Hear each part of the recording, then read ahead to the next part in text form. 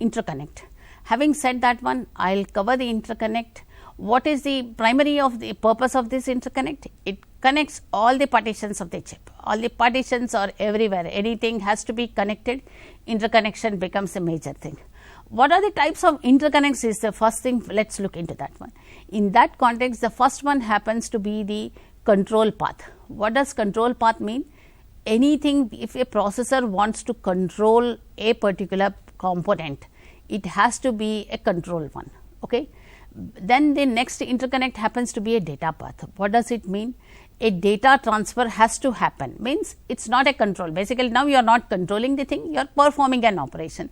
Whether I need to fetch a audio data from the memory, or not only from the memory, it could be from a Ethernet interface. If I am fetching a data is being received from Wi-Fi, you are downloading a data, then that data it gets onto the data path, not onto the control path, because you are receiving the data from outside and that is being stored, or an operation is being performed on that one, and that forms the data path. Next, once an operations or the components are there, everyone have their own, like if it needs to signify or communicate, then that happens to be through the interrupts. Interrupts are primarily dedicated, as all of you might have studied in the microprocessor and controller, there are maskable, non-maskable interrupts and exceptions, everything will be handled. Then the last one happens to be the trace data. Okay. What does trace data mean?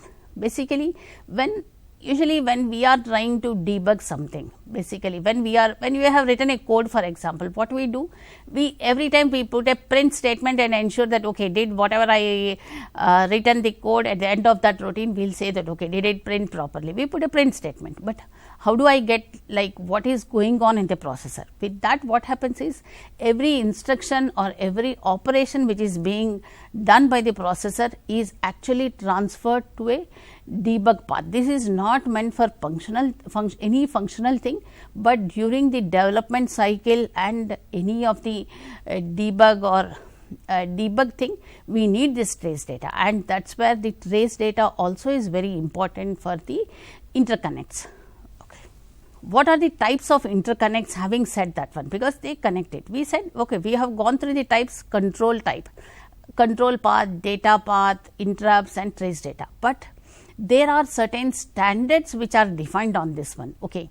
The reason why I mentioned these as the standards is primarily they are the industry standard which are available. Apart from this, okay, fine, usually we have certain protocols when we communicate to a person, but there can be an ad hoc way also you can communicate, no problem at all. But basically when we are going to be interoperable with the other industry standard components, then we have to follow certain standards. Okay. In that context, basically there have been certain interconnect standards which have been defined, and I have mentioned few of them, but these need not have to be this one, they are beyond this also, they are available, but in general in the SOCs these are the interconnects which we are going to use it. The first one happens to be the AXI interface. What does it do it? AXI is primarily an AXI interconnect. This is an AMBA specific one, which is an industry standard interconnect, primarily to support it actually supports the data transfer, and it has separate 5 channels. Usually what happens is in the normal interconnects, based on the speed requirement, a particular interconnect is selected.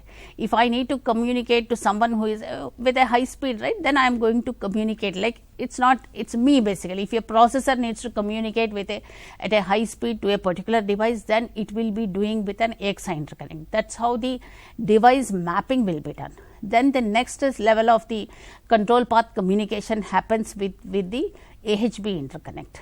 Okay. And the last one is the APB interconnect. APB usually is used for the slow speed peripheral. You make a request and you wait until the data comes in. Okay. But when it comes to AXI, you make a request, you make a read data request, and after that you say that okay, data will come on a separate channel. Okay, you have made an address request, you send an address saying that okay, I am going to send this data.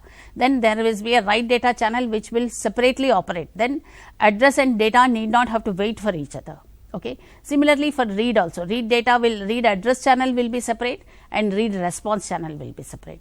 And the last channel, you may wonder what is the fifth one. Fifth one happens to be the response for the right channel, and that is where we have 5 channels in the XI one, which makes it more efficient. When it comes to the AHP, why we say it's a medium, it does not have a separate read and write, but it has an option of laying the split transaction, means it can keep on sending the transaction. After that, there can be a stop from the slave, and that is how the AHP works. When it comes to APB, you send a request, wait until the data comes in, or else you are stalled. That is where it is meant for the slow speed peripherals. Next comes is on the data path. Okay.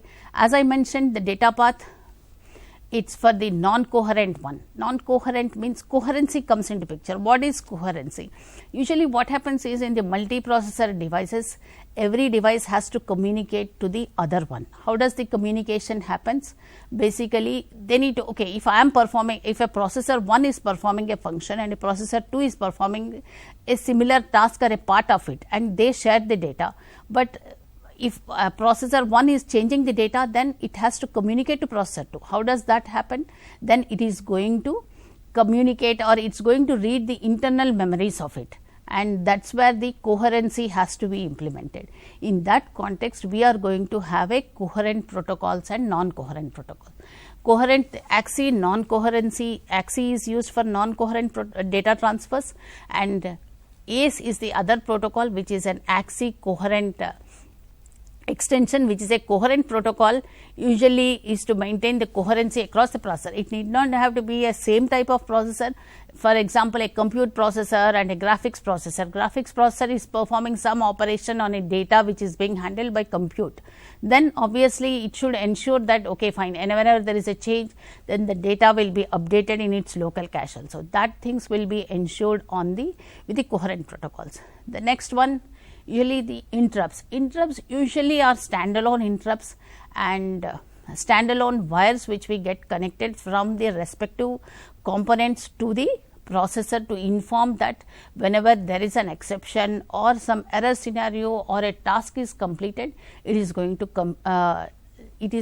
communicate on that one. Then the last one happens to be on the trace data. Usually trace data, we have a specific defined protocols which we call it as a AMBA trace bus interface, where there is a specific format, because why we go with the industry standard formats is basically that enables the interoperability, because if you are developing an SOC, you may have a components which are internally developed, and there would be, it is not that all the components are done by one single company or one single owner. Then you may get the other components from other vendors. In that cases, there has to be an interoperability, and this AXI, APB, AHP, these are all the standard one where all the components are available, and that is where we actually have the devices. And when it comes to the trace data also, the similar methodology and notion is followed. With that, we are going to have the debug interface, and also we will have for the debug, primarily there will be a standalone wires.